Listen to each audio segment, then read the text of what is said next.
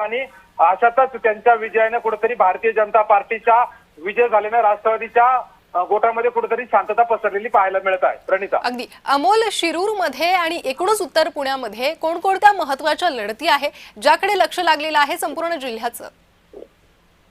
नक्कीच प्रणिता, आपण पाहिलं की आता पहिला विजय जो दामू घोडे असतील आणि राजेंद्र गावडे असेल, त्यानंतर आता दुसरा जो गट मोजला जाणार आहे तो स्वर्गीय बाबूराव पाचरणे यांच्या पत्नी मालन पाचरणे आणि त्या ठिकाणी ऋषाली वाळके राष्ट्रवादीच्या वतीने उमेदवारी दिली गेलेली आहे. त्या ठिकाणी विद्यमान आमदार माऊली कटके असतील आणि पाचरणे कुटुंब असेल, ही कुठेतरी तुल्यबळ लढत पाहायला मिळत आहे.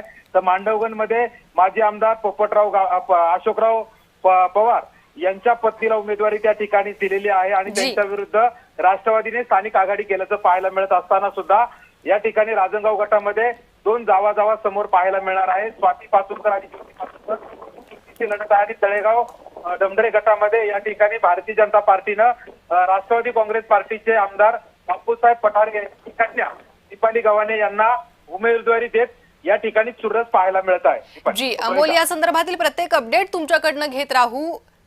आपल्यासोबत आपले प्रतिनिधी उदय साबळे हे देखील जोडले गेले आहेत, त्यांच्याकडून आता आपण अपडेट घेणार आहोत. उदय, एकूणच काय परिस्थिती, तुमच्याकडे कोणकोणत्या निकालांचे अपडेट समोर आलेले आहेत?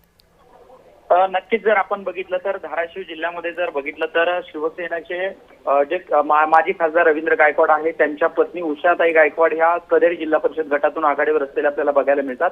इतकंच नाही तर भारतीय जनता पार्टीचे जे उमेदवार आहेत काक्रंबा जिल्हा परिषद गटाचे ते उमेदवार देखील विजयी झालेले आपल्याला बघायला मिळतात. दयानंद शिंदे त्यांचं नाव आहे. खरं तर एकीकडे जर बघितलं आपण तर शिवसेनेचे उद्धव ठाकरे, शिवसेनेचे तीर्थराज घाडगे डोकी जिल्हा परिषद गटातून विजयी झालेले आपल्याला बघायला मिळतात. एकूणच जर बघितलं तर उद्धव ठाकरे गटाची एक जागा आहे. भारतीय जनता पार्टीचे बीड जिल्हा परिषद गटातून ज्ञानेश्वर गीते हे देखील आपल्याला 5 मतांनी आघाडीवर असल्याचं पहिल्या फेरीत पाहायला मिळतंय. एकूणच जर बघितलं तर जनतेचा कौल जो आहे तो एकीकडे महायुतीच्या बाजूने असलेला आपल्याला बघायला मिळतोय. शिवसेना असेल, भाजप असेल, याच्या बाजूने